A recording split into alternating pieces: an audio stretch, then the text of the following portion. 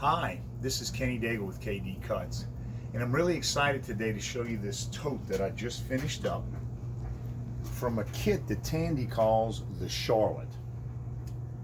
You can tell that I've finished this in brown. This is a Tandy EcoFlow medium brown stain.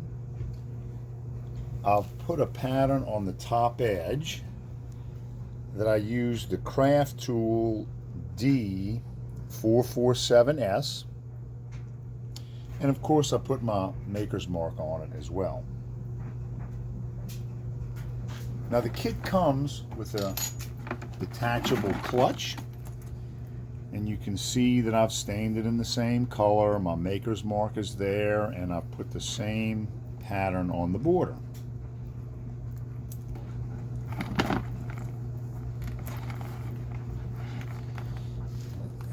Show you the inside.